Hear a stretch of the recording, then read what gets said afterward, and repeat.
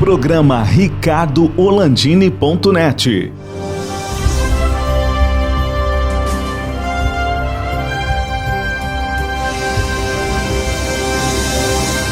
Alô, amigos, estamos começando mais um programa ricardo-olandini.net, ainda na época da pandemia do coronavírus, que não nos deixa, mas nós vamos deixar ela e nós vamos vencer.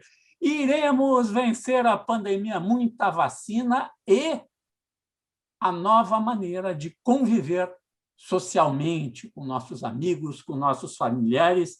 E hoje está de volta ao nosso programa o diretor-presidente da Exatron, Regis Halbert, e também o diretor regional da BNE, Associação Brasileira da Indústria Eletroeletrônica, o Regis Halbert. Tudo bem, Regis?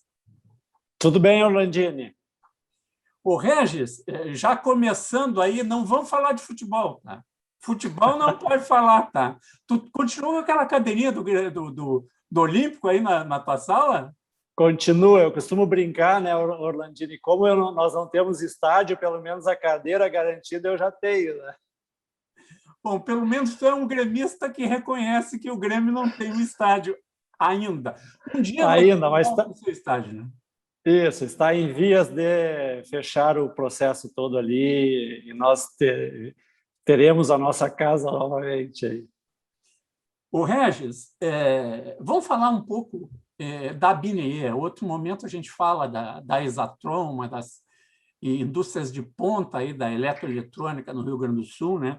Mas a BNE, que é a associação nacionalmente falando, que engloba a indústria eletroeletrônica do Brasil, que engloba as empresas que produzem, resumindo, televisor, a BNE. Quem faz eletroeletrônicos no Brasil são as indústrias que, desde a época da reserva de mercado, tiveram um grande crescimento. Muita gente criticava a reserva do mercado, mas eu digo que a reserva de mercado que existiu nos anos 70, 80, ela ajudou muito a indústria nacional, né? E fez com que nós fôssemos pesquisar, universidades, tivéssemos pesquisadores aqui no Rio Grande do Sul, dentro da Universidade Federal do Rio Grande do Sul, né, grandes pesquisadores, e formamos, em especial, no Rio Grande do Sul, para quem não sabe, eu não sei os números, mas eu acho que grande parte da indústria eletroeletrônica do Brasil nasceu no Rio Grande do Sul e ainda as grandes empresas, tem muita grande empresa aqui no Rio Grande do Sul. Fala um pouquinho como é que está a BNE aqui no estado, Regis. Bom, aqui no Rio Grande do Sul nós temos uma forte vocação para a automação industrial. Então, nós tivemos as universidades, URGS, PUC, Unicinos, UXI, dentre outras em Santa Maria, dentre outras em todo o estado, que formam a base de capital intelectual para as nossas empresas. E aqui no Rio Grande do Sul nós temos basicamente 50% da automação industrial que tem está formatada aqui no estado, né, de empresas que são daqui. Além de indústrias de material elétrico, de artigos para TI, dentre outros aí. A BNE é uma associação que congrega 500 empresas, cerca de 500 empresas de todo o Brasil, emprega cerca de 260 mil colaboradores e tem a projeção para 2021 de faturamento de quase 200 bilhões de reais. Não é pouca coisa, né, Regis? E é responsável por muita coisa que não teria no Brasil não fosse esta indústria eletroeletrônica, né? que tem na sua vocação a busca de tecnologia, né? Vocês, há muito tempo, foram os pioneiros em buscar na China um grande aliado como fornecedor dos insumos e até dos equipamentos para a fabricação na indústria gaúcha, não é? Exatamente. Hoje, cerca de 80% dos componentes que a gente utiliza na nossa indústria, eles provêm da Ásia, né? E a China é um dos principais fornecedores de lá. E isso causou, não só para o Brasil, mas para o mundo inteiro, uma dependência muito grande que se agravou com a iminência do vírus, onde muitas empresas, no início de 2020, tiveram uma grande dificuldade nas importações, né, e atraso nas entregas, porque o fato, como começou na China, lá foi o primeiro país a parar a sua produção. Então, a nossa dependência de componentes é muito grande, o mundo todo já entendeu que isso é um risco, né? Tanto é que hoje tem movimentos de empresas americanas, de empresas da Europa, repensando esse modelo de concentração de fornecimento de componentes num único continente e buscando reindustrializar a fabricação nesses outros continentes. O Brasil, como é um país que está entre a América e a Europa, ele tem uma boa localização para ser um fornecedor de componentes também. Esse é um ponto que a BINI está tratando para buscar investidores para a fabricação de componentes também aqui na América. É um negócio interessante, né, que os americanos e europeus abriram mão, eles fabricavam os componentes, deixa fazer na China, vai ser mais barato, e agora eles viram que eles estão com um pepino na mão, né? É uma região só fornecedora. Mas o Regis, eu queria falar sobre uma coisa que incomoda muito o setor de eletroeletrônica, que é a carga tributária em nosso país. Não só o setor eletroeletrônico, mas o setor industrial no Brasil. O Brasil é um dos países que mais exporta impostos. Eu nunca vi. Nós exportamos impostos. Os outros países vendem, quando vendem, não tem imposto na exportação, né? Mas o Brasil, para tu poder vender, tu tem que botar uma carga tributária enorme em cima. E nós temos uma carga tributária muito grande, uma desigualdade muito grande dentro do país. A indústria no Rio Grande do Sul sofre mais ainda, que é a questão da Zona Franca de Manaus, mas parece que agora a PEC 10 de 2021 vai tentar reequacionar a questão da lei de informática, que, acabando, ela liquidou com a competitividade da indústria gaúcha em especial, né? Nós tivemos um revés muito grande com a PEC 186 de 19, na verdade. A PEC 186 foi de 19, mas foi votada em 2020, que é a PEC emergencial. O que aconteceu com a PEC emergencial? Ela intitulou assim que o país teria que diminuir os incentivos, né, que hoje representam 4% do PIB, para que chegassem em 2%, isso nos próximos 8, 10 anos aí. E dentro disso aí, o Congresso e o Senado extinguiram os benefícios que seriam graduais até a vigência da Lei de Informática, que é 2028, e gradualmente, ano a ano, iam reduzindo esse benefício. Só que a Zona Franca de Manaus foi mantido 100% os benefícios que lá tem, ou seja, na Zona Franca de Manaus, para que se tenha uma ideia, não se paga nenhum imposto, não tem ICMS, não tem imposto de importação, não tem IPI, não tem PIS, COFINS, não tem nada disso.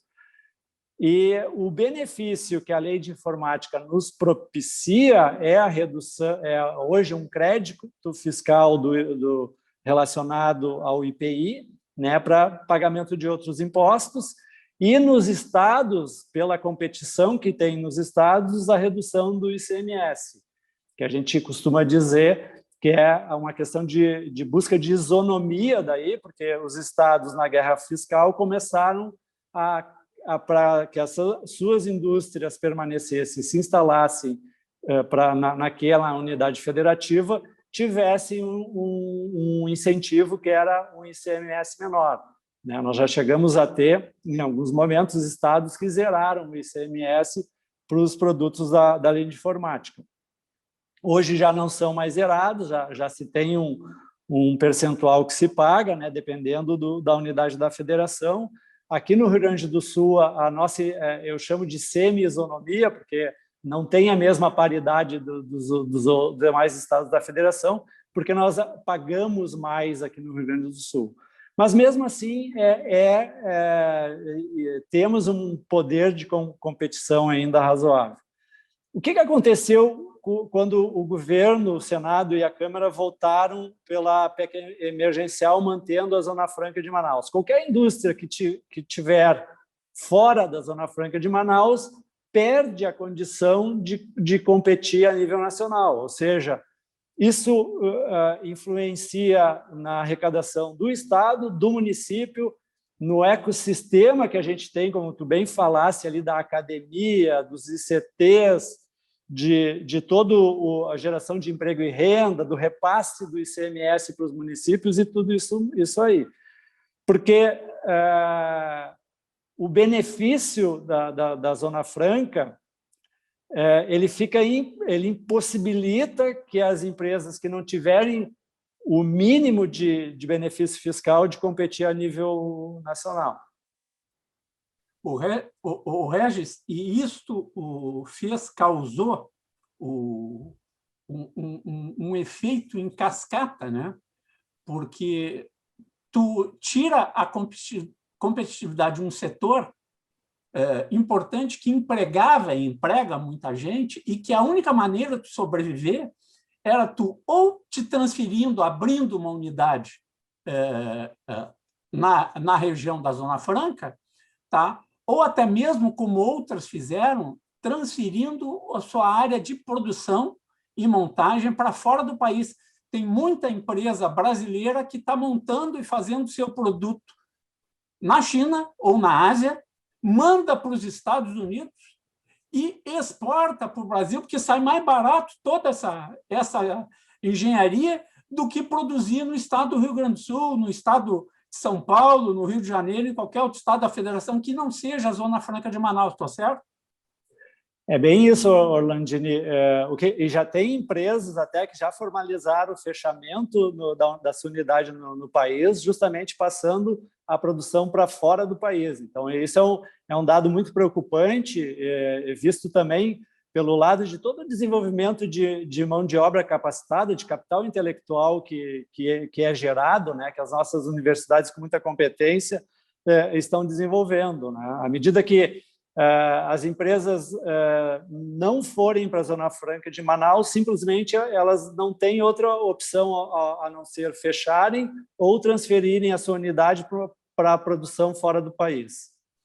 Perfeito. Regis, nós vamos fazer um rápido intervalo aqui no programa ricardoorlandini.net, que você assiste nos canais 20 e 520 da NetRS, do BA TV, também no streaming do BA TV, pela internet e em nossas redes sociais. Nós já voltamos. Camarões, frutos do mar, filés, tudo com o toque da melhor experiência gastronômica. Teleentrega 3105-6767. Chihuahua, o sabor tradicional na mesa da sua casa.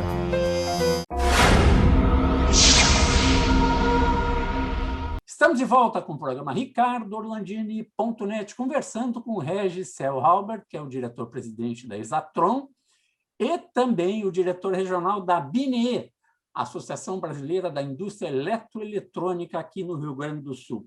Ô, Regis, falamos da lei de informática, falamos da Zona Franca de Manaus e de outras questões que envolvem o fornecimento de peças, de componentes, né? Porque a crise de componentes é mundial, né? Está faltando em tudo que é lugar. Falta papelão, falta plástico, falta garrafa PET, eu nunca vi, está faltando tudo. A indústria automobilística está parando as fábricas porque não tem componente, nem eletroeletrônico, nem os outros componentes. Está faltando pneu, está faltando tudo. É isso, Regis, que está acontecendo também na indústria eletroeletrônica?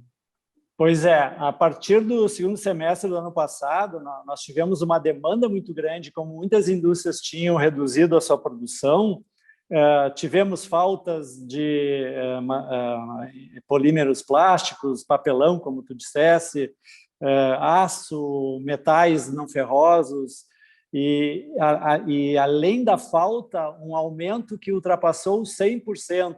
E imagina só tu pagar um valor de R$1, digamos, um quilo de um aço, e passou a pagar R$2 a partir do segundo semestre de 2020. Estou dando um exemplo comparativo numérico, aí não, os valores não são esses. Mas isso aí causou um problema muito grande para o nosso setor também, assim como os demais setores da economia, né? Que foi gradualmente sendo mitigado a partir de novembro, ali, dezembro. Então, hoje, a nível de falta desses insumos que eu falei, nós não temos mais dificuldade. Agora, claro que os preços foram mantidos lá em cima, ou seja, polímeros que aumentaram 80%, aço que aumentou 100%, dentre outros componentes. Mas agora tem um agravante que é muito pior que isso, porque esses tipos de materiais aí, a indústria consegue, dentro de um período, estabelecer um aumento de produção, porque já tinham a sua produção determinada pela sua capacidade. O que acontece agora, que tem de novo, que é muito preocupante, são os semicondutores. Esses semicondutores, que são os microchips, CIs, diodos, transistores, estão faltando no mercado, e essa indústria, para reagir e para produzir com maior capacidade, levaria de 2 a 4 anos, porque são fábricas com investimento de 30 bilhões, 15 bilhões, e que requerem um tempo para serem colocadas rodando. Então, nesse momento, para que se tenha uma ideia, as fábricas estão aceitando pedidos agora a partir só de 2022, a partir do segundo trimestre de 2022. Então, toda a fabricação até o primeiro trimestre de 2022 já está alocada, e o que está acontecendo agora é o seguinte: tu de repente até consegue comprar um componente, mas pagando muito mais do valor nominal dele, né? E entrando em listas de espera também. Então, isso tem mostrado indústrias automobilísticas parando sua produção, indústrias de celulares com problemas, assim como da área de TI, notebooks e demais. Que, na verdade, né, Orlandini, a indústria eletroeletrônica é uma indústria transversal, ou seja, ela está em todos os demais setores da economia, né? Nós não temos mais um setor da economia que não tenha eletrônica. E essa demanda por eletrônica crescente, com a indústria 4.0, com a IoT, agora o 5G, o 5G está demandando muitos semicondutores, está ocasionando essa falta no mercado internacional. O Regis, e que alternativas nós temos? Que eu até fiquei assustado, no bom sentido, né? O governo se surpreendeu com a arrecadação que teve no primeiro trimestre desse ano, como se não tivesse pandemia, né? Que nós deu um boom, faturamos mais do que no início do ano passado, que não tinha pandemia, né? Quer dizer, um ano depois, como se tivesse um crescimento, o PIB que ia despencar, ia lá para baixo, já não vai lá para baixo, já está mudando todas as previsões, mas assim, falta tudo. A indústria está trabalhando no seu limite, né? Nós estamos falando de eletroeletrônico, está faltando carne, está faltando comida, está faltando alimento para alimentar o rebanho. Não tem. A China e outros países da Ásia estão comprando tudo, né? Esse final de semana, um amigo meu reclamava da picanha. Pô, a picanha boa está sendo exportada, porque está sobrando só picanha ruim para nós aqui. E é verdade, você veja a qualidade da carne que a gente está consumindo aqui não é tão boa que nem era um ano, 2 anos atrás, porque a melhor carne está sendo exportada. O que fazer? Qual é? Nós temos saída para isso aí, para equalizar de novo como estava antes, mantendo o crescimento da indústria, mas equalizar os preços, porque senão nós vamos ter uma inflação, vai voltar a inflação. Já está previsto que a inflação vai dar vai ter um aumento esse ano aí, devido a esse aumento dos insumos.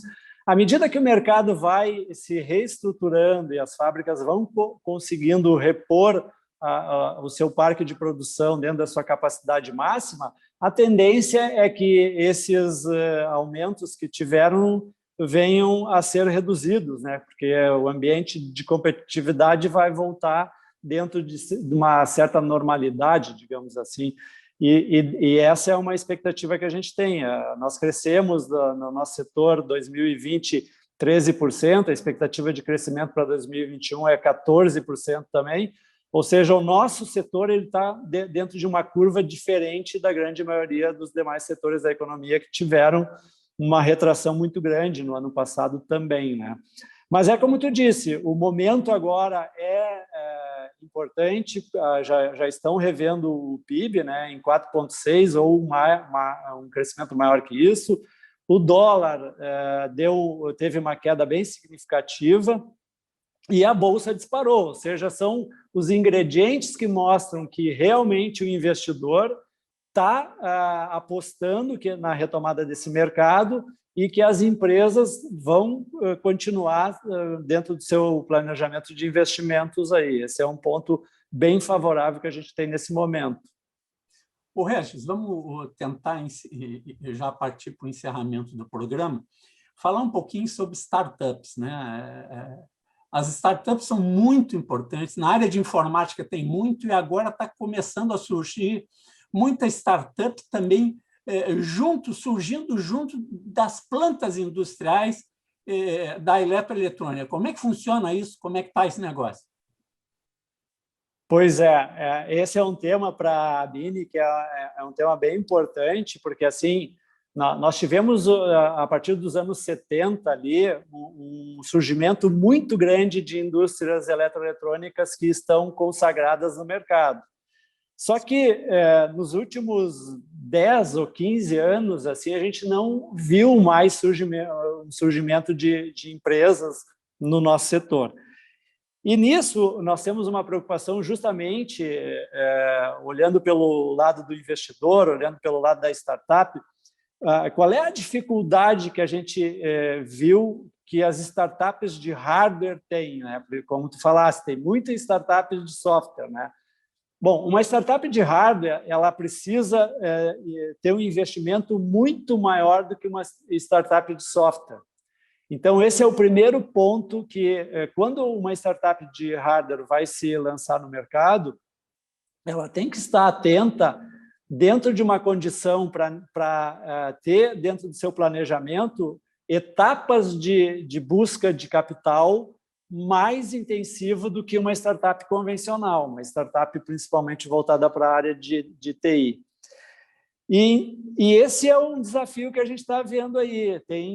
Se nós computarmos o percentual de startups que estão voltadas a hardware, é muito pequeno perante o total de startups que se tem no mercado e que a gente precisa fomentar cada vez mais. É uma preocupação que a gente tem. Tanto é que eu estava falando ontem com a Secretaria de Desenvolvimento, Ciência, Tecnologia e Inovação aqui do Estado, que uma das propostas que nós estamos lançando aqui no Rio Grande do Sul é fazer um fundo garantidor para a inovação, justamente para as micro e pequenas empresas que têm uma dificuldade muito grande hoje de tomar dinheiro no mercado, financiamento para a inovação, devido principalmente a garantias reais, né? As empresas hoje não têm mais um prédio, não têm mais uma sede, não têm mais máquinas que possam servir de garantia, né? E esse é um grande empecilho que nós temos e que a gente não consegue superar isso aí e que trava o crescimento e o desenvolvimento da grande maioria das nossas empresas. Então, esse é um outro ponto que nós estamos negociando com um fundo garantidor para a inovação, que seria linkado à Lei Gaúcha de Inovação, que foi recentemente lançada. Estamos tratando isso aí com o secretário Luiz Lame. Maravilha. O Regis, a Bini realizava praticamente mensalmente a sua reunião almoço Como é que está essa situação? Que era um momento legal, sempre tinha 2, 3 palestras, Sim. os empresários e o pessoal do setor se reunia. Como é que foi atravessar todo esse ano de 2020, agora 2021? Como é que a gente está para retomar esse nosso encontro aí com vacina e toda Pois a segurança? Isso é importante. Todos os cuidados que a gente teve, isso é um outro ponto importante que a ABINI começou a fazer no início da pandemia, uma pesquisa para que a gente entendesse quais as dificuldades, tanto de pagamento de impostos, como de força de trabalho, de restrições que se tinham, de colaboradores que pegaram o Covid, que foram afastados por suspeita e tudo mais, e foi bem legal, assim, a gente apresentava para o governo estadual esses dados mensalmente, mostrando, olha, essa aqui é a evolução, como é que está o nosso setor, sinalizando, né, daquilo que nós estávamos enxergando e fotografando em cada mês que passava a pandemia. Do início da pandemia até hoje, não tivemos mais a reunião presencial, né, mas temos feito algumas reuniões que a gente nem chama de reunião almoço, através de live, que é hoje o método que a gente tem para poder se comunicar com os associados. Que é como nós estamos fazendo agora, né? Já faz desde março de 2020, o Ricardo Orlandini saiu uma vez só. Eu fiz uma gravação externa só. O resto tudo agora. O BATV aqui, o nosso parceiro do BATV, o Zento Kuzinski, nós utilizamos a plataforma do Zoom e nós conversamos com gente em qualquer lugar do planeta, né, com toda a segurança, com toda a facilidade, né, e fica muito mais fácil. E isso também agilizou muita coisa para vocês. Uma própria reunião de diretoria da BINI tu faz a qualquer hora, qualquer dia da semana, e não precisa estar todo mundo numa sala, né? Exatamente. As reuniões elas se tornaram bem mais produtivas, né? O que está meio que apavorando nós agora é o número de lives que tu participa, né? Então, mas aquela questão do deslocamento que tu deixa de ter ou de ter que viajar, né? Isso aí tu ganha bastante esse tempo também e torna esse tempo mais útil para os negócios da empresa e para resolver os problemas hoje. Hoje já se tornou bem usual e a gente não tem mais o senão, aquele, não, eu gosto de falar tete a tete, tem que ser olho no olho, né? Hoje já não temos mais essas questões assim que provocam o encontro presencial. Regis, muito obrigado pela tua participação aqui no programa RicardoOrlandini.net. Em nome da ABINI, eu agradeço, Ricardo. Grande abraço.